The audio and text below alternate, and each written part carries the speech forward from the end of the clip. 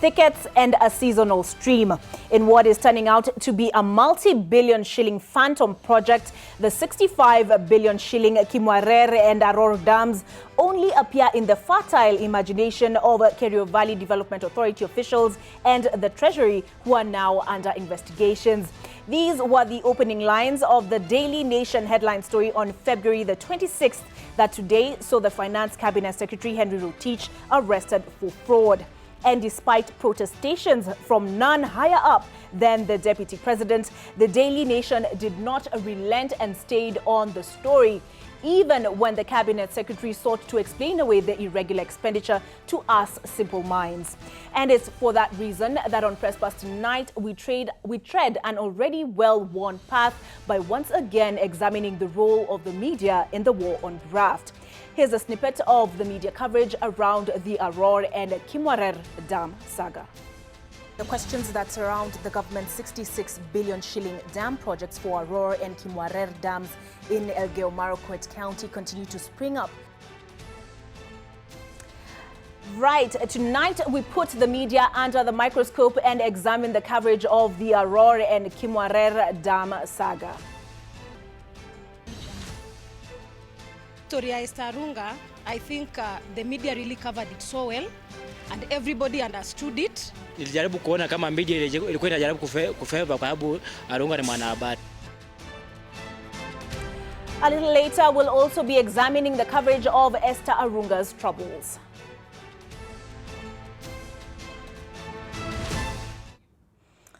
I think it's pretty much all anybody could talk about today, and that is the arrest of the Treasury CS Henry Rotich and several other high-ranking government officials. But before we get into that, let me introduce my panelists this evening. We have Rose Lucalo, who's a media consultant. Happy to have you. Nice to be here. Sitting next to her is himself, he says, Eric Odwor. He is the Secretary General, Kenya Union of Journalists. Happy to have you as well. And is it your first time, Ben, on the show? Yes, it is. Okay, Bernard Winzi, Head of Production, Daily Nation. We are happy to have you on the show. And Macharia Gaido were with you last week, we're with you this week. But I mean, you're really good with these subjects. Macharia Gaido has told me to limit my description of him to independent journalist, and that is what we'll be referring to him as this evening. So let's take a look at a little bit of what the DPP had to say in his statement this afternoon, and I'll be reading out just a portion of it. And he says approximately 4.6 billion was borrowed in addition to the principal amount to pay interest in advance during the construction period, which to date has not commenced.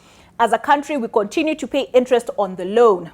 All right, and he says a further 643 million was released by the National Treasury as counterpart funds, which was intended for the resettlement of persons that would be affected by the said projects as compensation for the land acquired. However, there is no evidence that land has been acquired 4 years down the line. Furthermore, the Kenya Forestry Service, in a bid to protect our environment, strongly opposed an excision of forest land, pointing to significant adverse impact on the forest ecosystem. And based on expert opinion, if this project was carried out in strict adherence to the law and existing policies in place for safeguarding the public interest, it should not have cost 63 billion. A very strongly worded statement. And I want us to go back to what the Deputy President had to say on the media coverage of the issue. Mambo mengi yanaandikwa kwenye magazeti. Mimi nataka niseme hapa kama naibu wa rais. Kuna story kubwa inaandikwa ambaye basis yake ni mambo ya uongo. Sisi tunajenga dams. Tunajenga dam ya Dhiba kule Kirinyaga. Tunajenga dam ya Thwake kule Makueni. Tunajenga dam ya Itare hapa Nakuru. Tunajenga dam ya Karemenu kule Kiambu County. Tunajenga dam ya Aror na Kimwarer kule katika sehemu ya Elgeyo-Marakwet. Hizo dams zote tunajenga.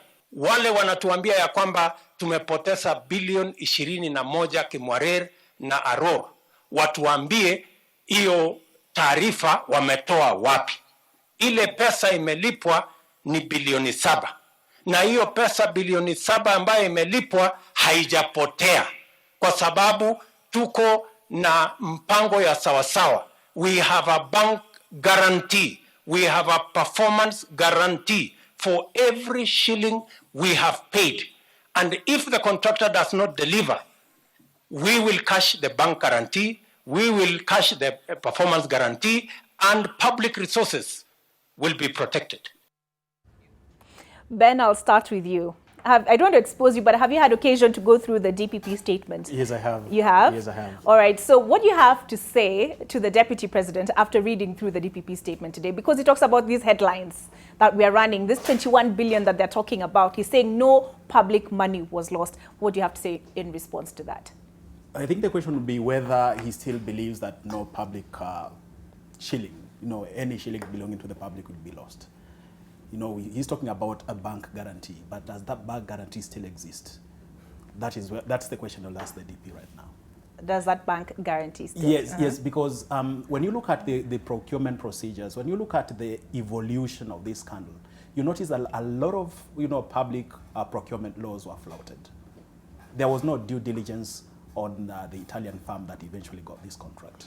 It appears as if the officials, the public officers that we trusted with our money, only went and did due diligence on the Italian firm after the fact, after signing the contract. And after a lot of people raised these questions, that when they flew to South Africa to start studying, whether the Italian firm would really, execute a project of this magnitude. So the question to the DP is, does he still believe that no public money was lost? No money and you're asking, was lost or will be lost. Okay, and you want him to tell us whether the bank guarantee applies? I don't think it does. It doesn't apply in this case because, chances are that this money is lost forever. And initially, when we were talking, when we started covering this story, we were talking about 21 billion shillings. Yes. Today, which he disputed several times. He disputed that yes. several times. Today, the DPP is talking about 63 billion shillings.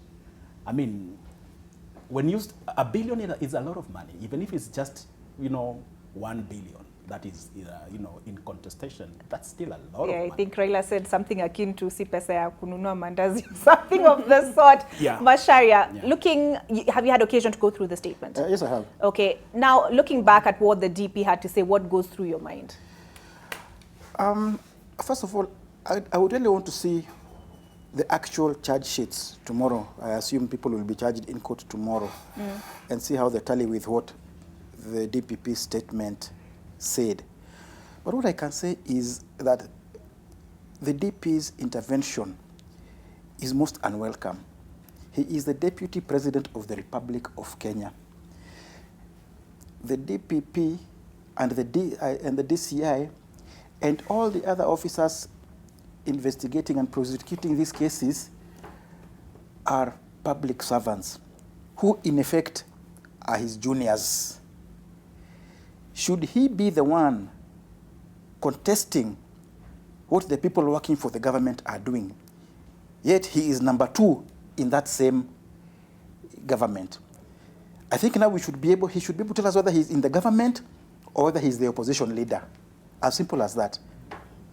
All right. If he's listening, he might as well respond. The handle is at NTV Kenya. The hashtag is Presspass. Eric, he painted this picture of, when there was this status of the judiciary report that was launched. And I think that was the first time I heard him speak out about it.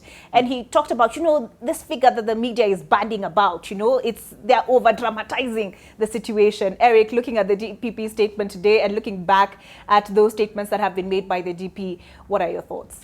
My thoughts are, and I'll just pick up from what Mashari has been talking about, because all these institutions are institutions that actually run this country. We have judiciary, we have DPP, and we have DCI. And these institutions have been given the mandate by the laws of this country to do their work. But here, if you read the statement from the DPP today, it tells you that the policies, the laws that actually have been put in place that are supposed to guide these processes were not followed. And you can see, if you read that with what the Deputy President is saying, is simply also just confirming that we do not respect our laws, we do not respect the policies put in place and the institutions. Because you will expect that the deputy president, when we have a situation like this and we have a matter like this that is of public interest, he should have allowed the institutions that are given responsibilities to explain and to handle this matter on behalf of the public. But he's here, the deputy president of the Republic of Kenya, that is trying to demolish the process that he actually is supposed to set these guys free, because if these guys are taken to court or investigations are done, and these guys are found to have not been involved in this, then they will be cleared. But here, we are not, he does not want these people to be subjected to a process that actually is going to clear them. All right, Rose, I would like your thoughts on first the DPP statement and looking back what the DP has, I think the most high-ranking public official had to say on the subject. Well, I mean, I think I would echo a lot of what has been said. It's very strange to hear that kind of interjection on a process that really is supposed to uncover and really reveal what exactly went on. And I think that the DPP's decision to prosecute is very interesting in that it indicates like he's casting a wider net than has been cast in the past. He's going after people who are accountable to us as the members of the public. And the excuse that we often hear that, oh, but I didn't take it, now becomes a thing of the past. So I think it's actually a very interesting prosecution. I think it should be allowed to go on. It will open up more than just the theft of money, but the workings of government and the accountability of these people who very often seem to think that they don't have any responsibility to us. I mean, when you sign something or let something go through your hands without checking or saying anything, you failed. And really, I think it's a beautiful, I really want to, honor what the DPP is doing. And I really think that the DP should not be getting into this thing. He shouldn't be getting into it because it just casts him in bad light, extremely bad light. Mm. Ben, do you feel vindicated? I'm a happy journalist. Okay, but when you have somebody like the DP coming out to speak, and did he cause you to doubt, first of all, your information? And then, second of all, I mean, was it this last week where Aiden Duale also put out a few tweets ahead of a story he said the Daily Nation was going to put, splash on the headline with regard to him and a corruption investigation? When you have these high-ranking public officials coming out and challenging your figures and challenging your information, does it sway you? No, it doesn't. It doesn't sway me. What it does is, just make me leave my antenna quite well, because I mean, it makes you sit back, ask questions, ensure that you have every document that you require. But on this one, I think it makes me, like I said, it makes me a very happy journalist, because covering corruption, and especially high-level corruption, is very hard. It's very hard. Corruption tends to fight back. And especially in this case where you have corruption that appears to be some sort of a political enterprise, then you're going to get into a lot of trouble. That is why a lot of people stayed away from this story when the Daily Nation started working on it. It took a lot of effort, a lot of determination, a lot of meetings for us to decide, yes, this is an important story.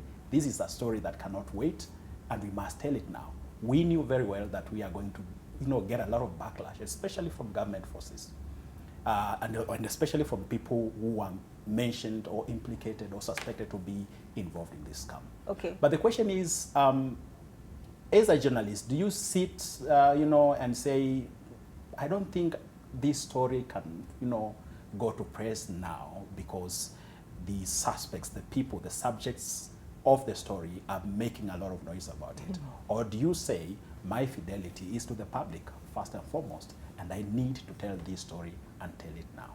Okay. Yeah. Eric, were you in Ben's shoes?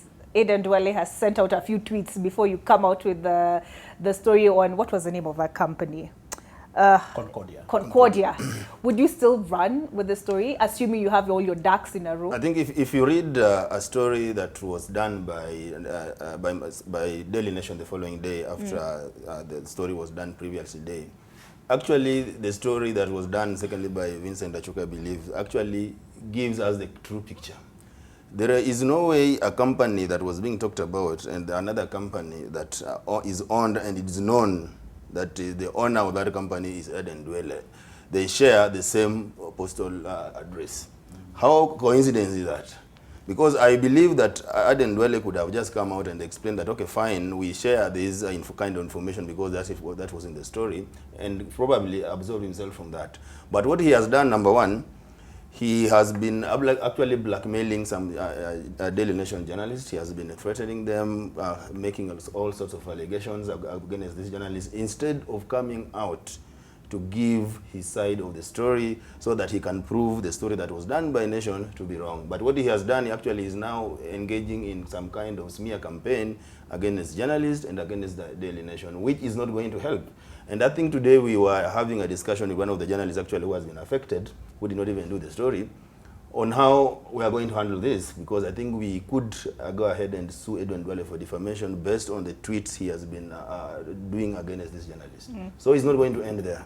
Okay, Macharia, when you're on the desk and you're about to run a big story and the subject of the big story comes out and points a finger at you and tells you, if you dare, I'm going to sue you. Would you, I mean, how do you handle those, I'm going to call them threats, how do you handle those threats?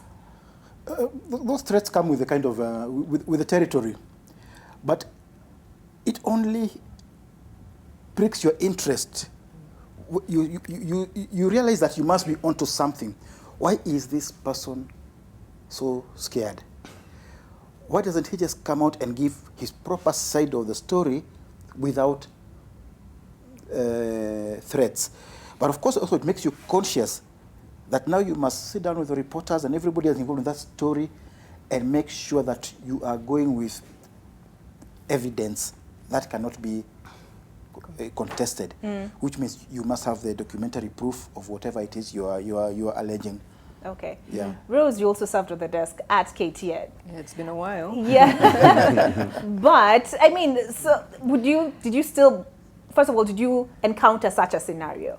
I think it's very, very common. It is actually the reason for the existence and the power of the media is that it exists to check the abuse of power that public has entrusted people with. So you get phone calls on the desk, you get, people don't want to, you get people following you, you get funny queries, you get people waiting around corners for you to ask you questions about stuff. So I think, as Macharia was saying, it's cause for the power. That's what journalism is about. It's one of its biggest values to society, is that check on power. So you expect power to hit back, and not just political power, all power, financial power, I mean, even if you had a story about doctors today, they'll hit back. If you have a story about journalists abusing their situation, they'll hit back, So, I mean, I think it goes with the territory, and it's not something that you should run away from. It's not something you should be in this business if you don't want to deal with it, because it is very normal and probably happens every day all over the country. Okay. Now, the next question I'm going to pose after this break is something that I've posed time and again on this show, and I'll start with you, Ben, as head of production. There's this accusation that we rely on the investigative authorities, and therefore we prosecute their cases for them on the front pages of the newspaper. We get into that after this break.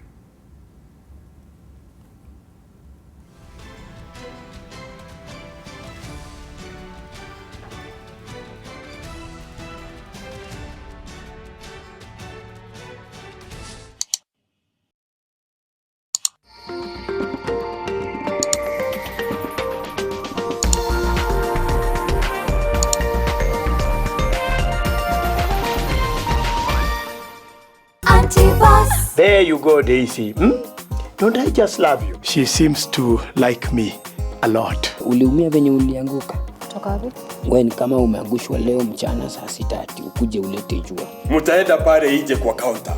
Mnunue bidhaa kadhaa. Kuna sabuni ya kuosha vyombo ambayo unaweza tumia kusafisha hata nini? Kusafisha hata meno. Wonders shall never cease. Me, picture volcano with the diabo. The first of that name. From Kogelo. Anti-boss. There you go, Daisy. Don't I just love you? She seems to like me a lot. Uliumia venye ulianguka. Toka wapi? Wewe ni kama umeangushwa leo mchana saa 6 ati ukuje ulete jua. Mtaenda pale nje kwa counter. mnunue bidhaa kadhaa. Kuna sabuni ya kuosha vyombo ambayo unaweza tumia kusafisha hata nini? Kusafisha hata meno. Wonders shall never cease. Me, Victor Volcano Mayweather Odhiambo, the first of that name, from Kogelo. Soil Merchants Property Developers have incredible offers for prime residential and commercial plots in Kiserian Town. Welcome to our open day on 27th July 2019. SMS LAND to 21595.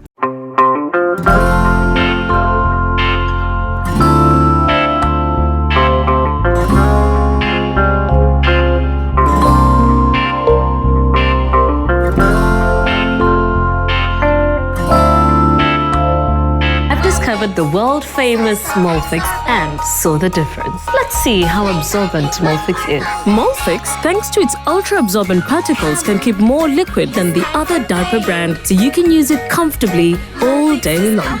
All babies deserve a high-quality diaper. You should also try Molfix.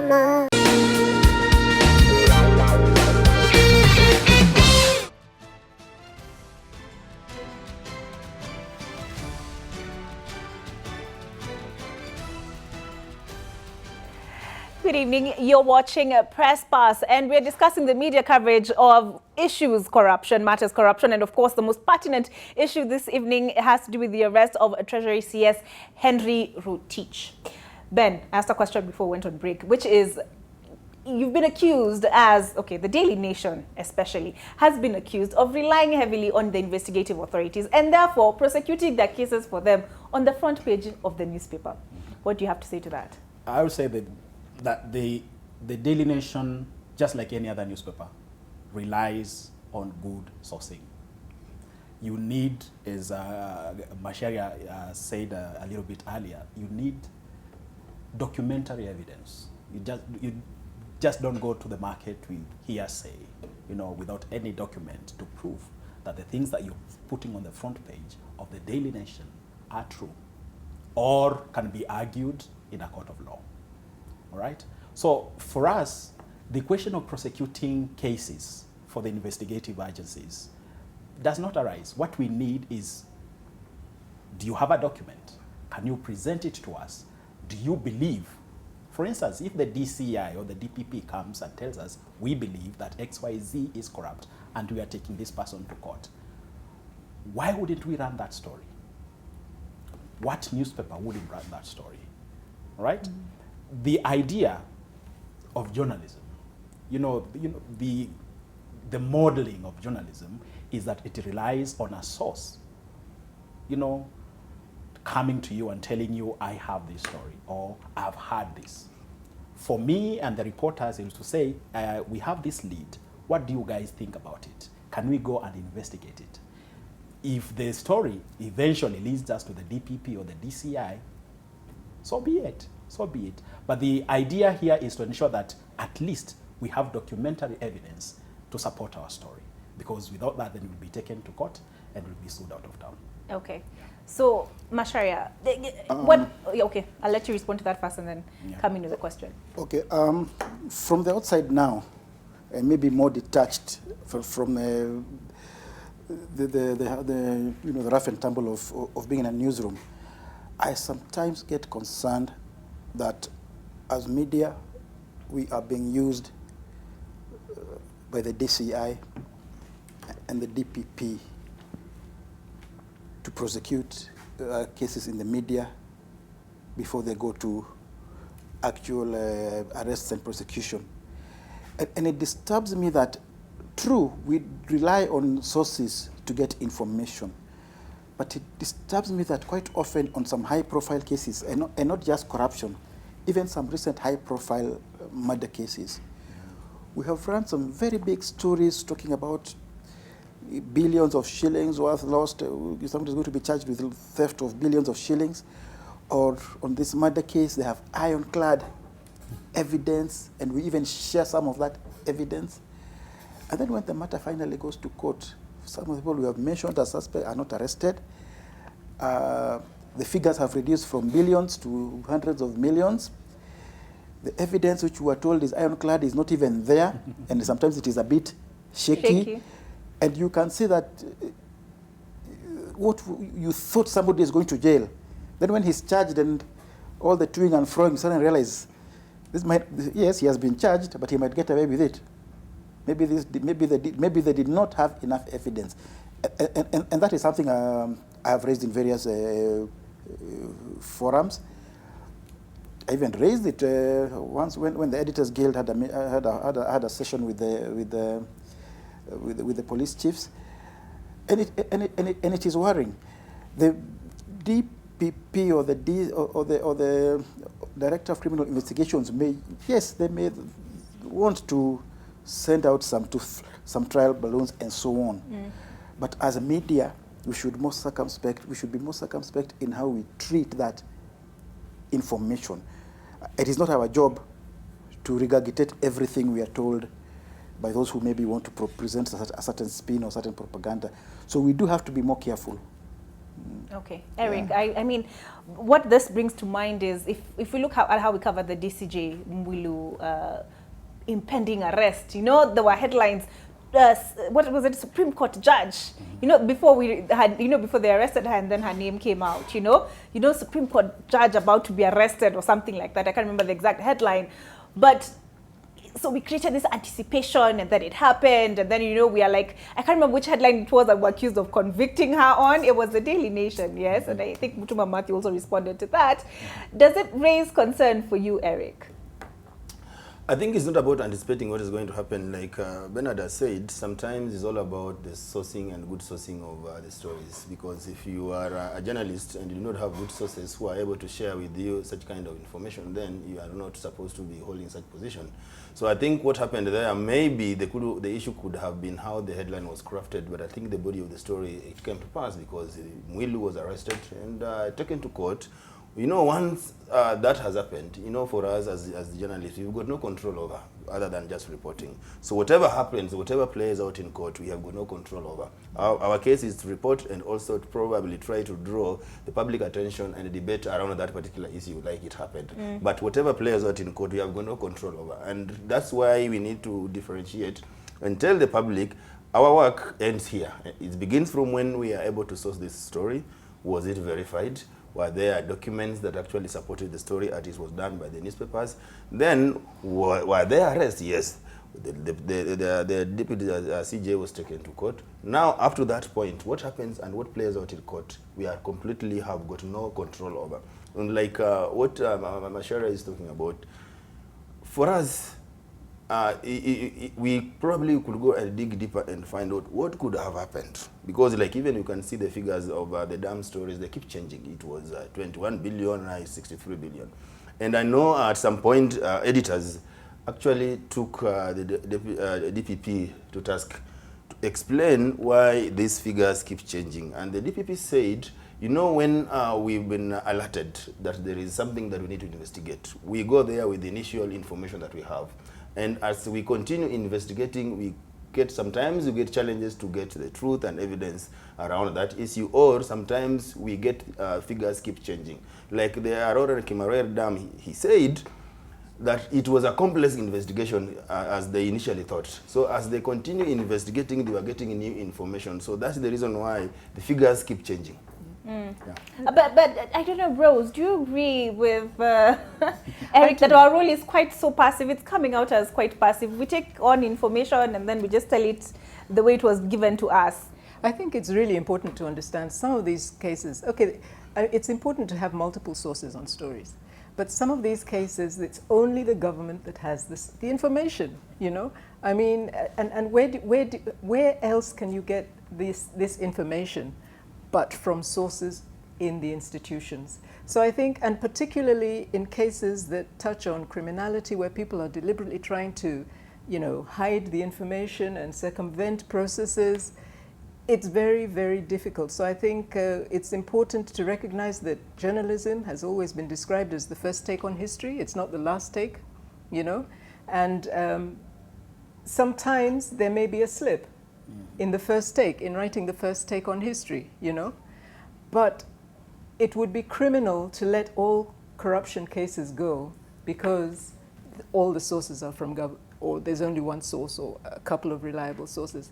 And I think also we lack in this country some mechanism of holding public officials to truth. You know, I mean, I sometimes feel like we're swimming in all sorts of stories from different directions, different departments, and there are no penalties when you change the information and roll back on what you said before.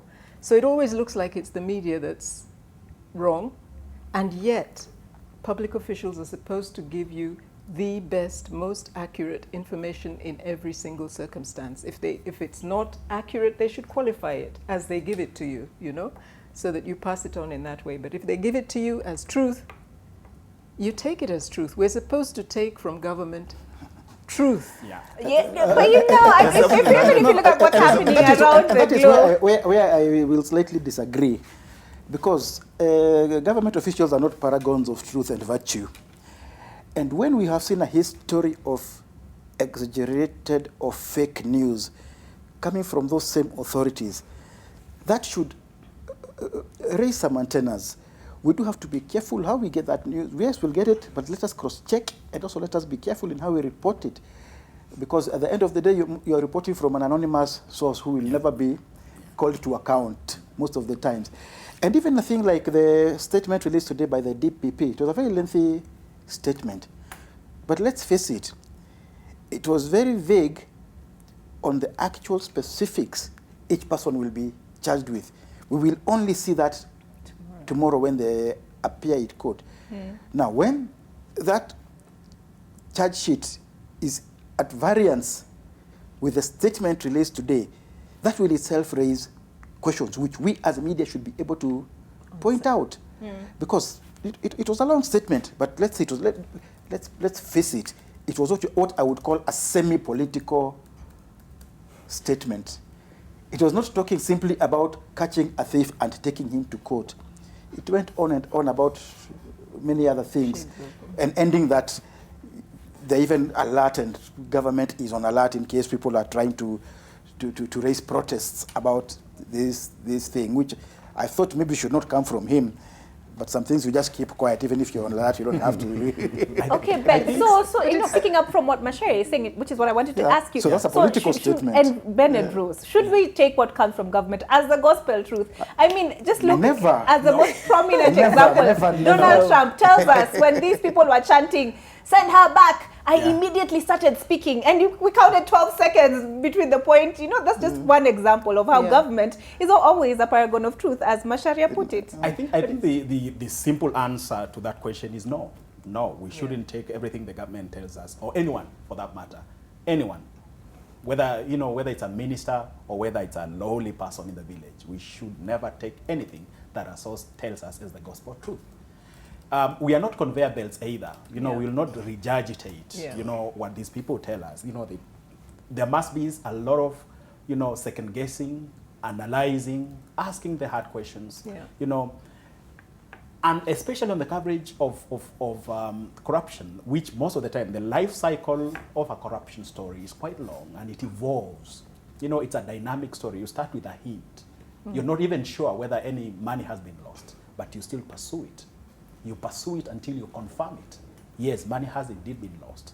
You might have a figure that it has variance with the one that you first published, but do you ignore the story? No. You keep on, working on that story until then there is official confirmation, whether from the investigative agencies or, any other agency, government agency, confirming that yes, indeed, we are working on this and we suspect. When a government agency tells you that we suspect that this amount of money has been lost, that's a quote you can go to town with, okay? Until now, we get to where we are now, where after the confirmation of the fact, people are arrested for it and questioned, and tomorrow they are arraigned. So those are the issues that, as journalists, we must confront every day. What is the evolution, what is the cycle, the normal news cycle of a corruption story? Right. It will not break today and end today. Okay. And facts and names might change as the cycle, you know, the story goes through a cycle. All right, Yeah. Eric. Yes. When you're working, sorry, Rose, I'll come Okay. to you. When you're working on an investigative story and your source at the DCI calls you, tells you ABC is about to cut, it's about to happen, we're about to nab, raid, you know, those headlines. What extra step do you take? Definitely, we get such a hint. Obviously, we'll talk to other sources. So we'll talk to other sources. You'll find out from DPP. You'll find out from ESCC. You will even find out from police officers within DCI itself. And even if they also want to arrest maybe a high-ranking government official, obviously his people will always be alerted. So there are so many sources you can talk to before you send the first story. And like Bernard said, these things keep evolving. Because you can get a hint in the next 3 minutes, there is any information that has come in. So I think what we need to do probably just to improve and how we report these issues, because they keep developing. And if you compare with other stories that have been done elsewhere, you always see there's a developing story where when you break it in the next 5 minutes, there is a new information that is coming. You're supposed to update. Then you update the story as you get new facts. That's how it's supposed to be. And I also agree that we cannot just take a story as or documents as we are given by the government. Obviously, even if you get a document from DPP, you use other sources actually also to find out what's happening, because DPP does not work in isolation. The DPP works with other government agencies. So you'll also find out from different government agencies what is going on before you actually have confidence in a document that has been shared with you from a given office. Okay, Rose, you had something to say on that? Well, I mean, I think if you look at the biggest corruption cases that have been prosecuted, it actually follows that path. You get a little bit of a thing and then it corrects as it unfolds. I mean, the biggest, the Goldenbergs, the Anglo Leasings, you name it, you know. They were never perfect when they first broke. But I still want to go back because I think we're letting our politicians off. I mean, the people who run government, let me not say politicians, the people who run government have an onus, and there are countries in the world where if a politician or a government leader or official is caught lying, they quit. If some of them commit suicide, you know, it is like the worst thing you can do because people's lives depend on it.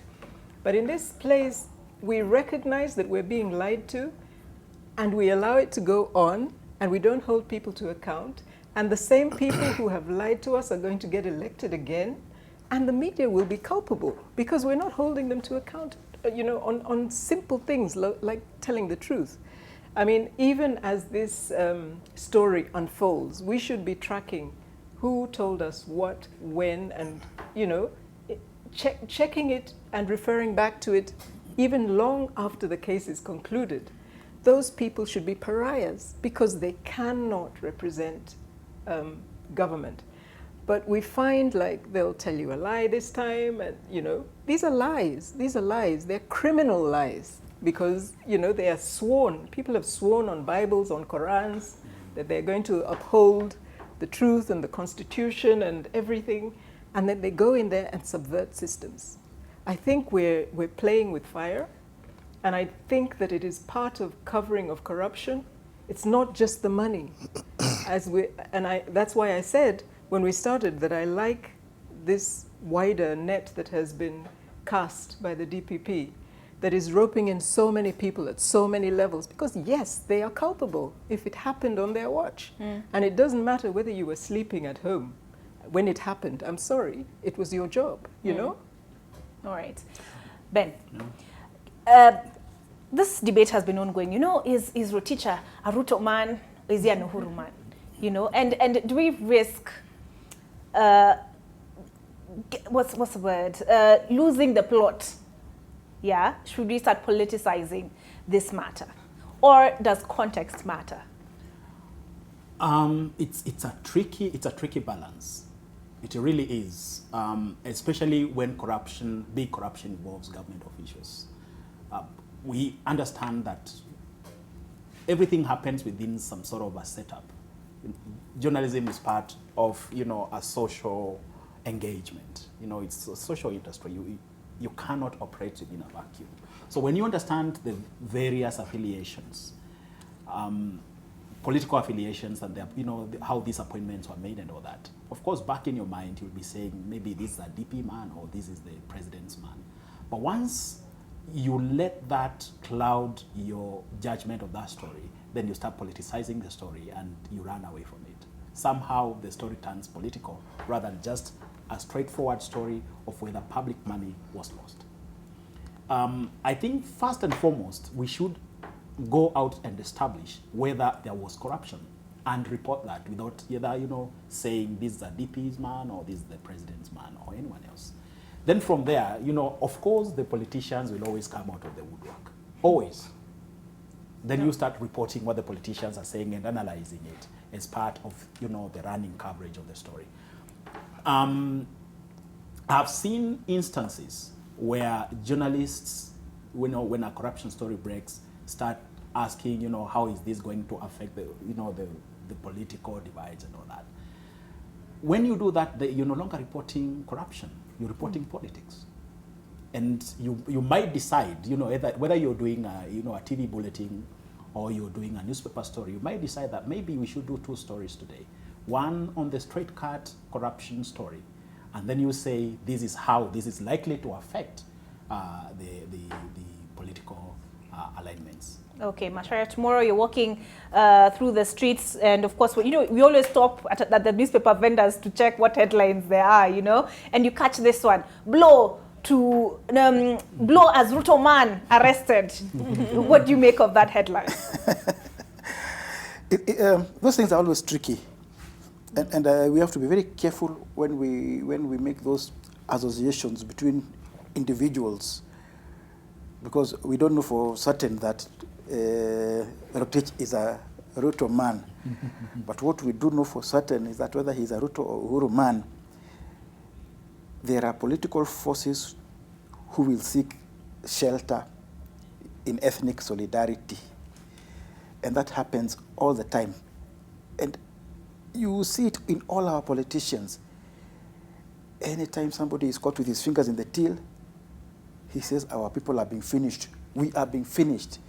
It doesn't matter whether he's from Kalenjin land or Kikuyu or Luo, they all say that. Another very common ruse they use is to say, why me? And we've noticed that with this dams thing, that this is something it is a plot against development in Elgeyo Marakwet and the wider Kalenjin area.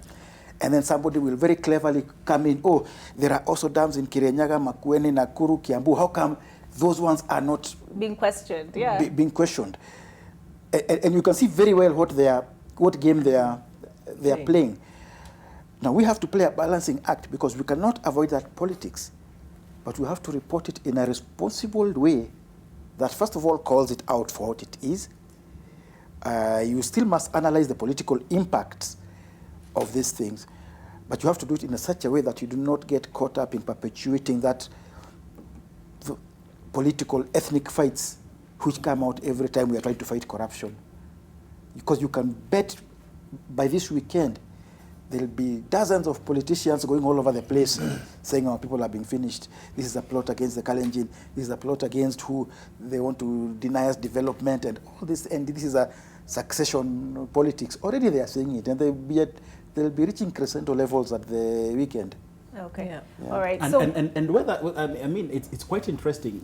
Ben, can we come back to that? Yes, yeah, because I want us to take a break. But when we come back, I want to hear what else Ben has to say on the subject, as well as get Eric and Rose's take on the politics in reporting on matters corruption. And we also transition into looking at the coverage of Esther Arunga's troubles.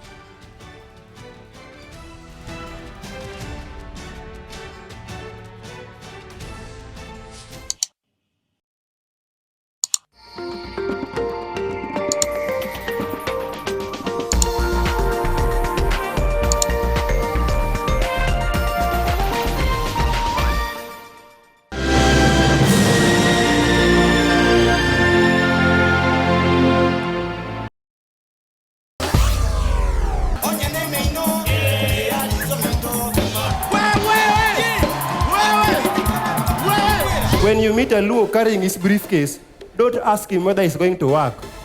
Luos don't go to work. We attend to professional commitments. Gangster, main rule. Avoid eye contact with your fans. Mutazoyana.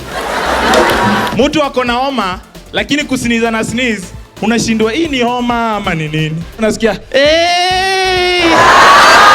December babes, haki si mnatusumbua. Hati yo sijui calm down is my birthday. Sijui all people were born the same but legends were born in December. Mbona mnajisikianga hivyo ama mnaonanga mkikaa kale kamkate ka mwisho? Nani? Shetani machana yeye. Shetani mugani? Shetani mugani? Tebu tuone shetani mugani? Johnny. Oh, kametokwa ho. Are you looking for a university or tertiary institution that fits your needs? Join us at the Career Fair by My Network Magazine on 3rd August 2019 at KICC from 8 a.m. to 5 p.m. The theme is Technology, Education and the Future. Entry is free. Join us and get the opportunity to interact with institutions of higher learning, tertiary institutions and career guide experts. Lots of fun and entertainment throughout the day. TN Republic will be live on ground. For more information, call 0707-871-918 or email projects@ke.nationmedia.com. Nilizae kama hajalema. Serikali leta dawa gani?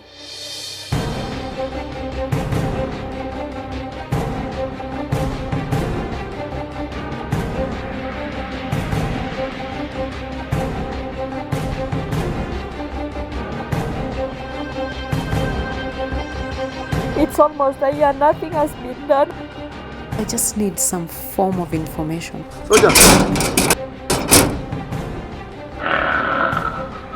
Dr. Mugo Wairimu first hit the headlines when a video clip showing him raping an unconscious female patient in his clinic. With the puzzle surrounding the sugar saga yet to be cleared. How many times were you sexually abused? Like 3 times. How was a convicted child molester allowed to set up a children's home in the country? NTV News. Bold, balanced, authoritative.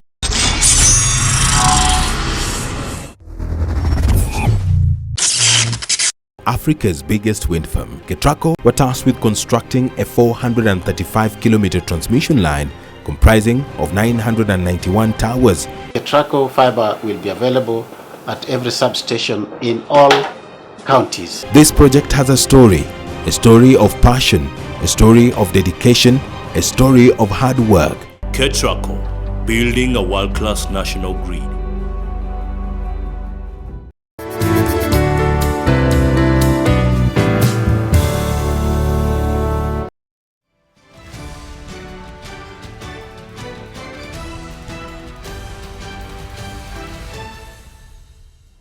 Welcome back. You're watching Presspass and we're discussing media coverage of matters corruption. Before we went on the break, I asked, when the politics of these things comes into our coverage of the stories, first of all, is it just simply a matter of context, or do we risk losing the plot? Because then the graft gets lost in the accusations of you are targeting our man. Eric?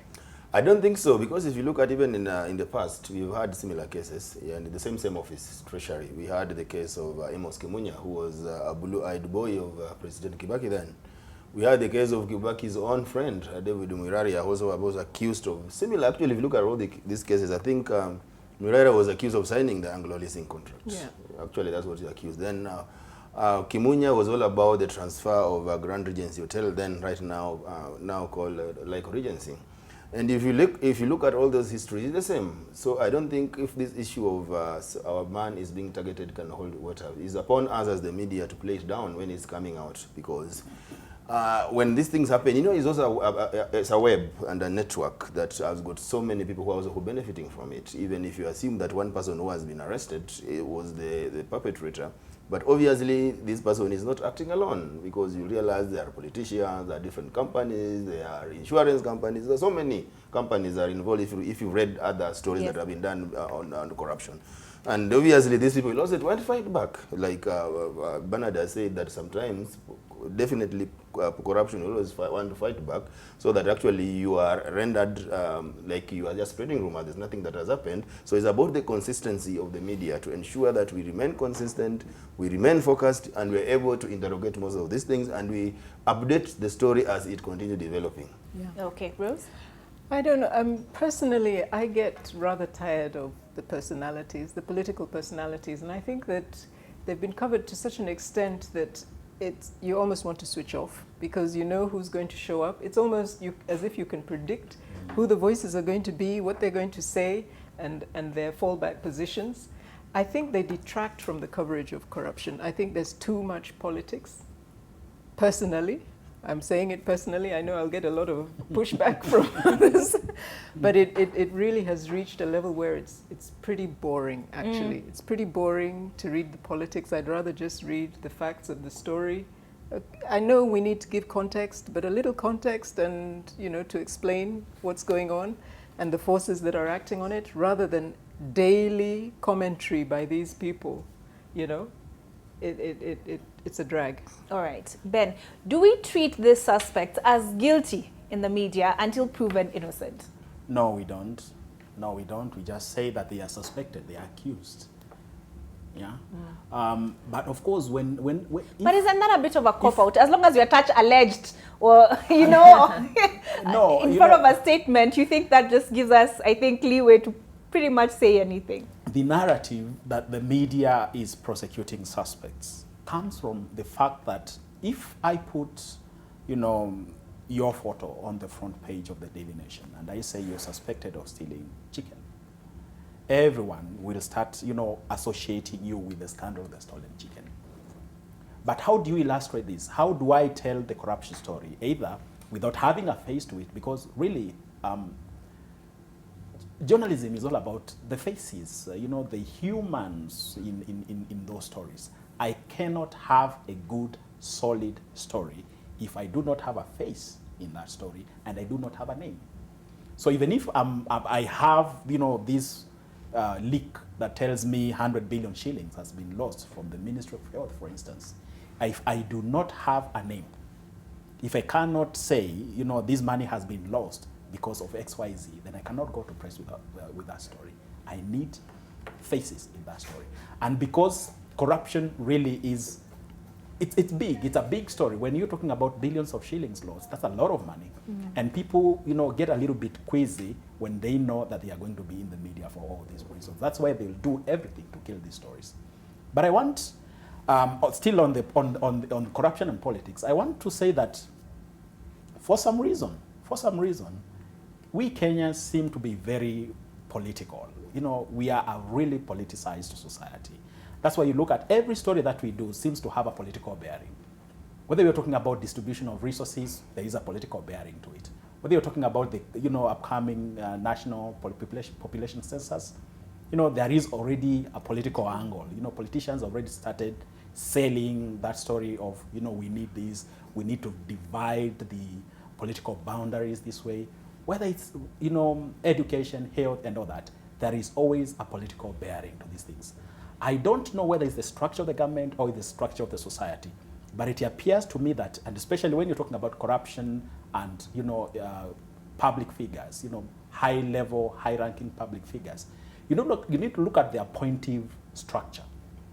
And because the appointive structure is political, then obviously, you know, there will always be these political underpinnings when these guys are caught with their hands in the cookie jar. But does media have a role in that?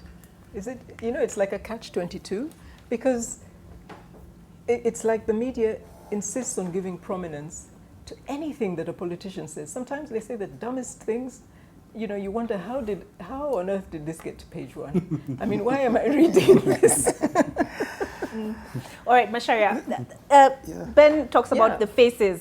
Yeah. You know, the faces, I don't want to say attached, but the faces that dominate. Every story. That dominate the headlines when it comes to reporting on corruption. There is nothing that happens without a person behind it. This is not happened by computer or by machine. Okay. There is always a person involved. All right. And there is no way you can avoid highlighting that individual. Okay, can I ask my question as you make your comment? If we look at, let's say, Anne Waiguru's situation, this is an accusation she's made of the media. She says we got carried away with the story. She claims we did not verify the facts. We relied on an affidavit that the EACC has since proven was not reliable. Did we get carried away with these corruption stories and not pause to think about the harm and the irreparable damage that it could cause to our reputation? Once the matter was in court, once the matter is in court, and the prosecutor has filed his evidence, and witnesses have filed affidavits, we are not going to start selective reporting on that evidence or those affidavits. In fact, the courts limit us because we can only report what has been presented in court. Now, that, presuming that this thing of these 2 dams, the evidence is filed tomorrow, at least the charge sheets are filed, our reporting now will be limited to what happens in court. Even if we find other evidence elsewhere from other reports on our own, we would be very careful. We would be in very dangerous territory if we tried to make use of it. It is the DPP who prosecutes, as we just report. It is the DCI who arrests, as we just report. We can go further in terms of providing context and background. But once the matter is in court, then you're not going to start messing around. If that affidavit of Kabura was filed in court, then let Waiguru or whoever else challenge it in court and not at public rallies. Okay, cut you short earlier, because I want you to have the last word on this particular subject so we can move on to our coverage of Esther Arunga's legal troubles. I actually almost finished, but there's something I think we had, I need to, on a slightly different track, but all around corruption and the way we need to be very accurate in reporting corruption cases in terms of being able to digest the numbers and the procedures and so on and so forth, so that we give more prominence to that than to get sidetracked by the politicians. Because today I can already pick 1, 2, or 3 politicians and I know what they'll say tomorrow. And they are programmed to say it. They are sent to say it. Others just want to catch attention because they think, so, but the more important thing is we must really be able to interrogate those cases and give our readers and viewers very correct, very truthful information. Like, for instance, now I'm thinking of a matter which we have not yet interrogated as the media. The other day we saw, he's called Twalib, the Director General of EACC, going on a publicity blitz about the amount of stolen property they have recovered. He called it plea bargains, which is a lie, because those are not plea bargains. A plea bargain is struck when somebody is charged with a criminal offense, then goes to court, and there's an agreement. I will plead guilty and return what I've stolen in exchange for a later sentence. Here we are just told properties have been recovered.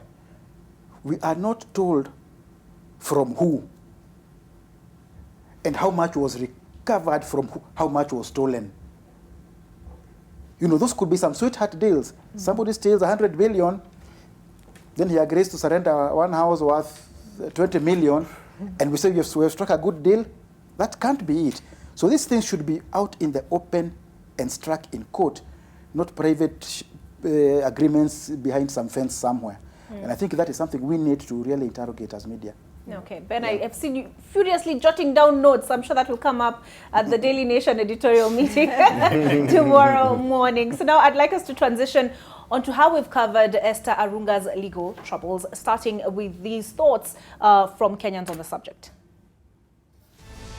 Story Esther Arunga, I think the media really covered it so well and everybody understood it. As a woman, automatically mimi nilielewa your story.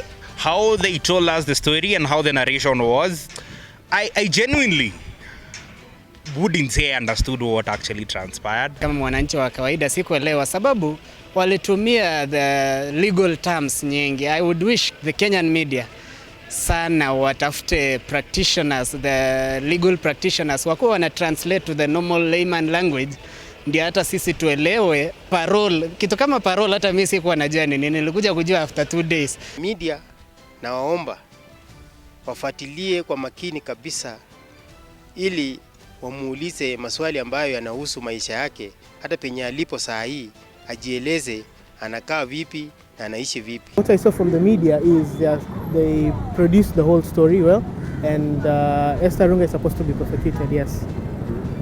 Yeah, she is supposed to be prosecuted. And probably also the media should continue telling us what is happening, yeah, as to her story.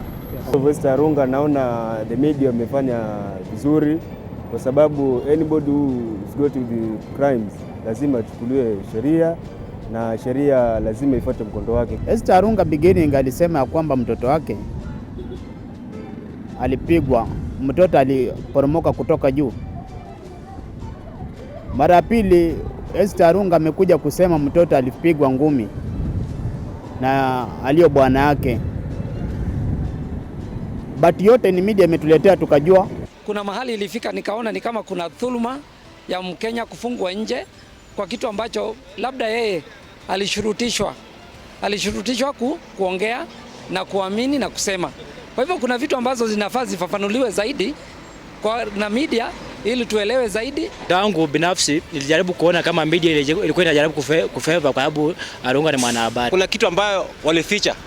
Tungependa media wakipenda sana, tungependelea waingilie kati na watufafanulie vizuri ili tuweze kuelewa mambo ya Arunga. Media kweli ilijaribu, lakini chanzo maneno na vile iliendelea mpaka kafika, tungelipenda kusii media ya kwamba wajaribu kutueleza na wafuatilie mzuri ili Wakenya wajue ukweli. I don't think there was any loopholes, as in it was just straightforward. Coverage was good.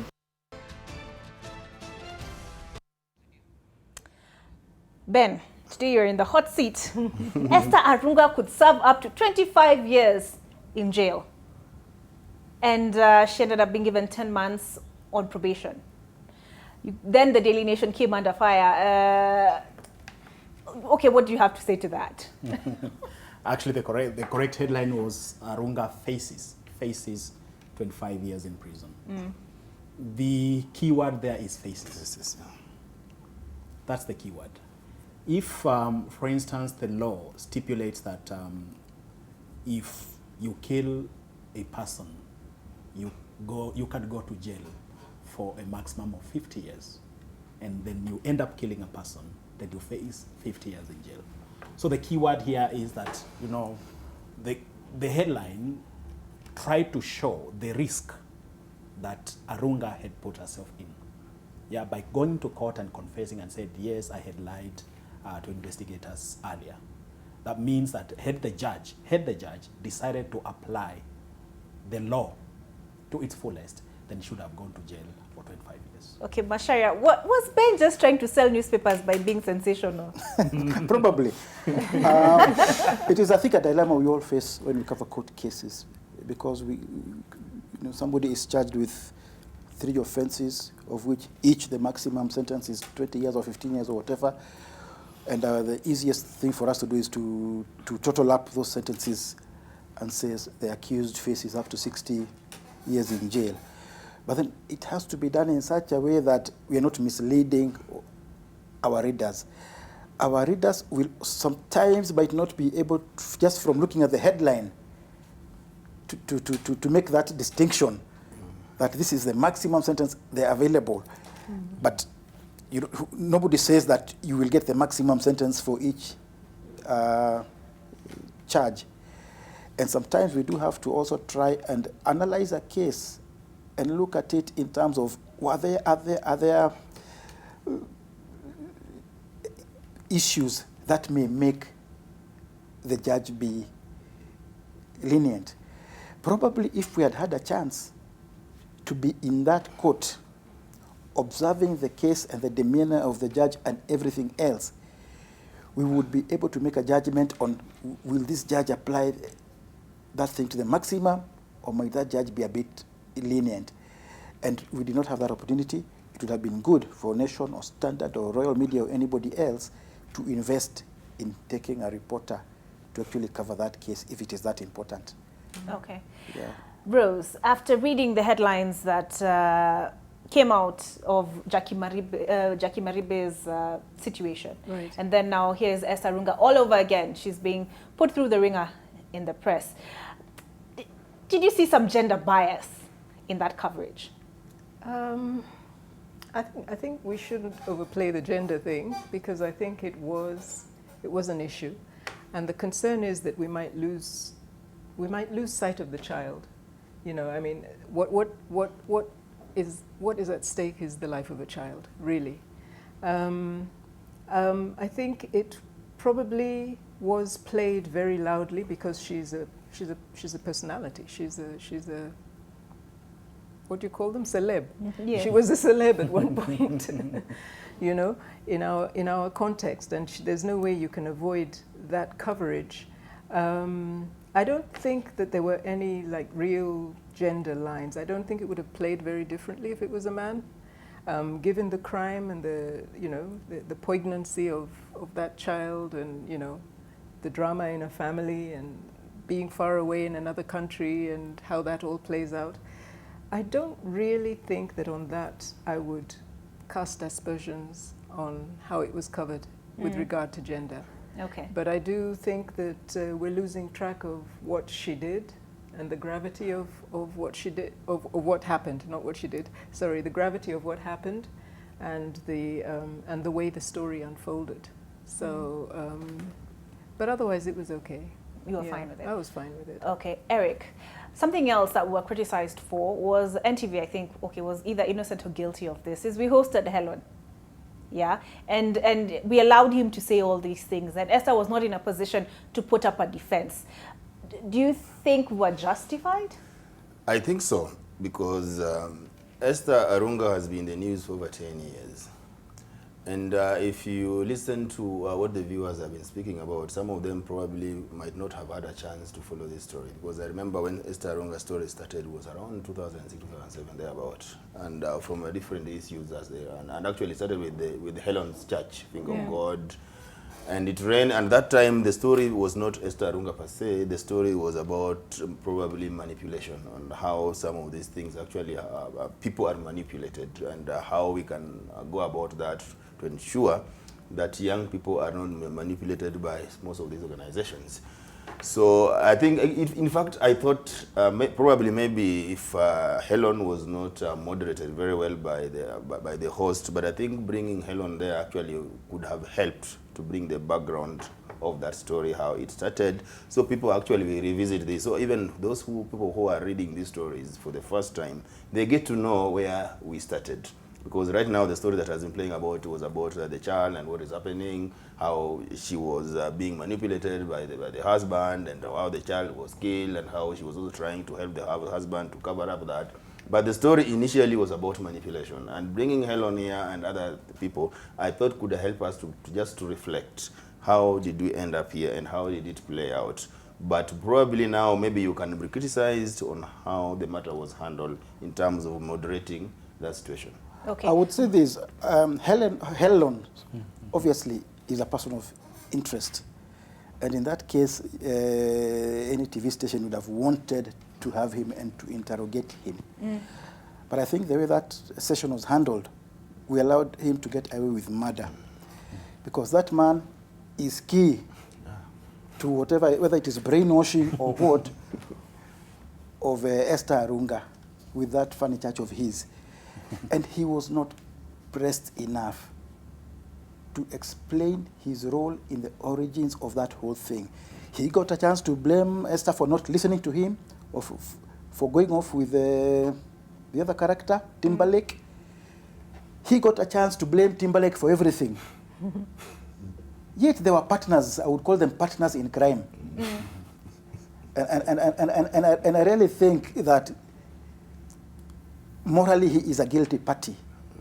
and should not have been allowed to have his say to that extent Okay. without Burrows. challenge. There's something that's been raised by Macharia. I'll come to you, Ben, and Eric. And he talked about manipulation. Macharia talked about brainwashing. And Shikomwiri posted something online. And she said, you know, this casting her in this role of a damsel in distress. Are we playing into stereotypes? Because Helen said this was a 30-year-old woman. Yeah. Yes. Are we playing into these gender stereotypes? Are we playing into gender stereotypes? I think the media has not. Okay, there was that conversation about manipulation, but has it? You know, how do you prove manipulation? You know, I mean, how do you really zero in on the fact that she was manipulated or not? You know, I mean, I think if you have to deal with what is presented to you, and what is presented to you is a woman, a crime. Okay, she was in a relationship. We don't know exactly what happened to her in that relationship. Is she a damsel in distress? I am not sure that she's a damsel in distress. And at some point, you have to be accountable for your actions as an adult, unless we're saying that she's demented, unless we can prove that there was some sort of mental, she went off the tracks at some point. I mean, I think we can only deal with her as an adult human being. I would be hesitant to decide that she's a damsel in distress, you know. Unless there's medical proof for it. Unless there's medical proof that she actually was manipulated. It could actually be an excuse for her, you know. I mean, it could actually be something that she could hide behind, you know, and use. So, but I would agree that to give Helen all that airtime is to, you know, manipulate the story a little bit where somebody, and it behoves the person who was interviewing to really come down with facts and questions and to pin him down and not allow him to look like a saint. All right. But let me say this, you know, like I said, sometimes it's also good to revisit the background of these stories. And how did the story of Esther Arunga break? It's a story that was done by the newspapers who actually came out with what was happening there, and there's a lot of denial at that particular time. So we are not just speaking based on the story that has been done right now. Some of us have been around for a while, and we've been following this story. The first day, I think it was done by Daily Metro. I think then the paper that was actually folded up. I remember very well. And Daily Metro went out and brought out this story. And even before that, I think for the first instance when the stories were carried out by Daily Metro, there were a lot of denial, and even now, even from the parents and from Esther, until now, it came out very clearly that there is something that is going on here. Even Helen himself had to come out to start defending the church and what the church was doing, because there's a lot of activities that were going on within that church that actually were being written about by the newspaper. So it was a story that just started around the other day. It's a story that we have got a very clear background, how it was broken by the Daily Metro, how it evolved until they left the country, up to now, because this is just part of the episode. I can call it the last episode. This is just part of the episode of this story. But you can track this story, you can go to the library here, to the Daily Metro, and find out how this story came out and how it evolved up to where we are The now. issue is whether Helen was given a soft ride on that interview. Exactly, yes. That should be an issue. He was given a soft ride. Yeah, probably. Okay, Ben, unfortunately we're time, but I will let you have the last word on this subject. I would say that the Arunga story was a welcome break for me from the politics, you know, and the corruption and all that. It was a good break. And for this reason, it is a story that has all the elements that you want in a good story, whether it's in a novel or in a magazine or on newspaper pages. You know, issues of love, a homicide, you know, a husband who is in custody, you know, religion, allegations of witchcraft, and prominent personalities. Arunga, for crying out loud, was gunning for the vice presidency of the republic. If you look at how the Australian media has covered this, they are covering it as if she really stood a chance of becoming the deputy president of this republic. So it had all these elements of a good yarn, a kind of a story that you really want to follow. And as Eric rightly puts it, it's a story that has been running for 10 years. She wasn't just anybody. Yeah. She wasn't. She was a darling of the people. She was on TV. She was, reading news for us every evening. And then, she got embroiled, with a man whose, credentials we question, even in the media. Yeah. So it's not the kind of a story that you want to ignore. On whether Helen should have been given the kind of platform he was given to cleanse himself, I don't think so. And I think he should have been asked the hard questions because, we raised these questions as early as 10 years ago. And I believe, had we put him to question, had we put him to task to explain, his curiously named Finger of God Church, and, and the gospel, the dogma preached there, we probably would have saved a life here. All right. Yeah. Okay, so we conclude with something else that's been making waves internationally, and this is with regard to a man who's been caught in a lie more times than I can count, and that is U.S. President Donald Trump. Now, Trump's tweets and, where do I start? Trump's tweets and the racist debate. The coverage of the Trump White House is caught up over one word, racist, and whether or not it should be used to describe the U.S. president. This is after President Donald Trump told 4 congresswomen of color to go back to their country, to the countries they came from. Even though 3 of them are American-born, some media outlets are still stopping short of using the R word. The outcry over Donald Trump's racist slurs against the 4 intensified on Sunday as the president resumed attacking them and posting far-right material online. Trump claimed in a tweet that he did not believe Representatives Ayanna Pressley, Alexandria Ocasio-Cortez, Ilhan Omar, and Rashid Tlaib were capable of loving our country, quote-unquote. The allegation, made without evidence, was the latest in a series of grave attacks. Trump has directed at the 4 ethnic minority congresswomen who hail from the left of the Democratic Party and have been sharply critical of his presidency. Funnily enough, Trump supporters seem to identify with his narrative. At a rally in North Carolina, his supporters responded to his criticism of Omar, who fled war in Somalia, by chanting, "Send her back." Following a widespread condemnation, Trump falsely claimed he had tried to halt the chants. Republicans in Washington have largely supported Trump through the controversy, and when the Democratic-controlled House of Representatives voted to officially condemn his racist remarks, only 4 of 197 Republicans joined the rebuke. In remarks released on Sunday, Mike Pence, the vice president, defended Trump but did not reiterate the president's most controversial comments. So, why has the U.S. media stopped short of using the R word, as Rosalia, my producer, puts it? Mashara, do you think they should call it what it is, racist remarks?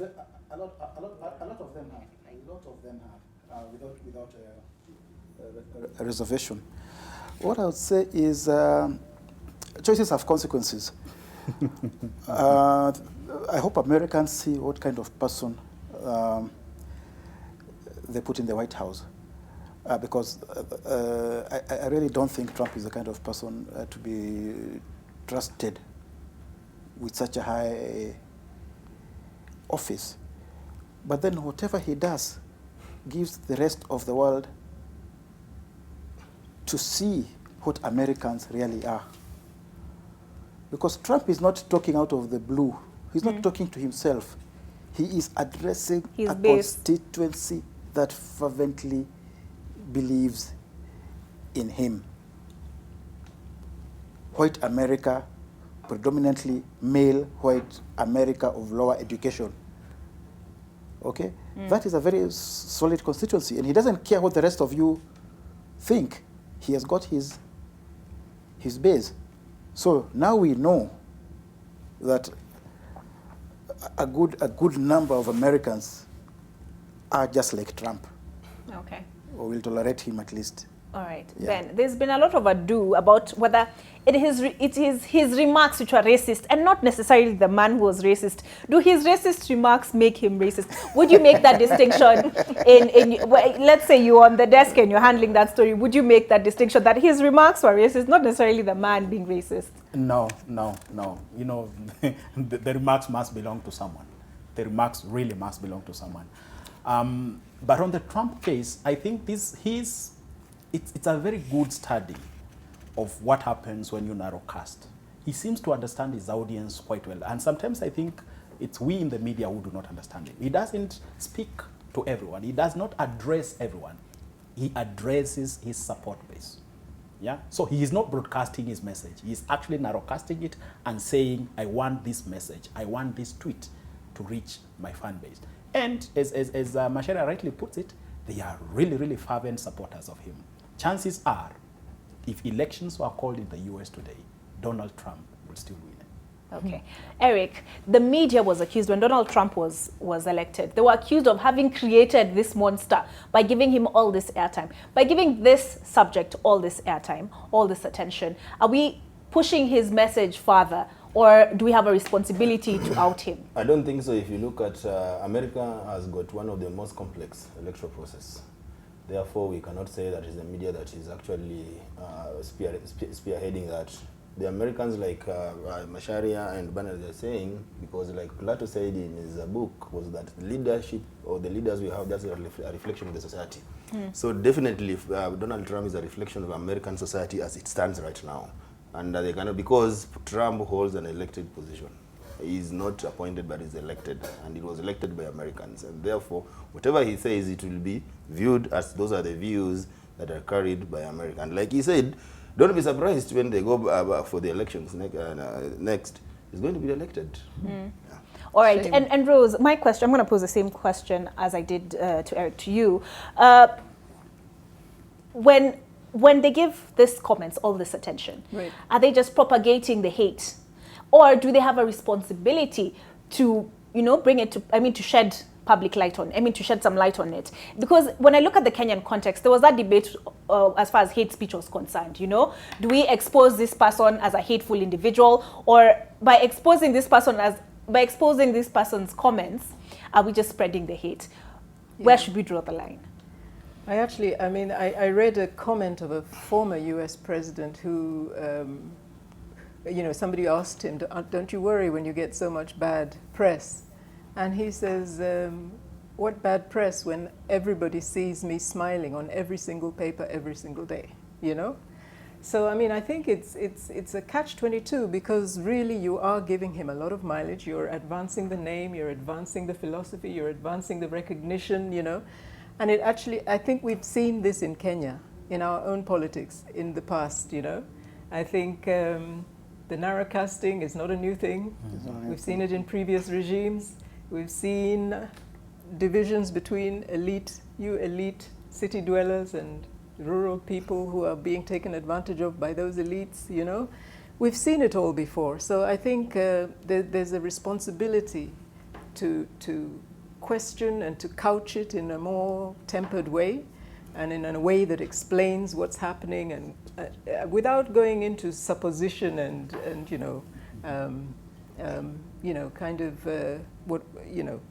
trying to second guess him, but really just to expose the number and the times and the references that he makes to race in a derogatory way, in a demeaning way, and all the things that he has done. I think the US media is doing quite a bit of that, but I think it could do with more, because his whole attitude has been racist. His policies are targeting people according to race, and redefining and re-engineering some of the processes, the electoral process, the immigration process, all this. They're trying to re-engineer electoral boundaries. They're trying to decide who comes in and who stays out and how, and to use the law. So it goes beyond just what comes out of his mouth. It goes to the totality of who he is and what he represents. Okay, Macharia, I'll ask you to have the last word on this. Is the US media making a mistake by constantly bringing up the tweets and keeping it on the front pages? Or do you think they have a responsibility to do that, to keep it there? I think you can't black him out. These are also issues we have discussed here in terms of when we have some demagogues all over the place. Can we as the media just decide to black them out? And we've always said no, because whether you black them out or not, these are people of influence, and they are speaking to certain constituencies who are still getting those messages. I think it is more important to call him out rather than to block him. And but it is important for the media, of course, not just to broadcast those messages or to publish those messages, but to give the context. And I think at least the ones I've read so far are doing very well in giving that context. You know, the serious American papers and broadcasters, they're doing very well in providing that context. Okay. Yeah. All right, there you have it. That winds up Press Pass tonight. Mark Masai, I promise we'll be back next week. Thank you for keeping us company. Enjoy the rest of your viewing, or if you're going to bed, have a good night.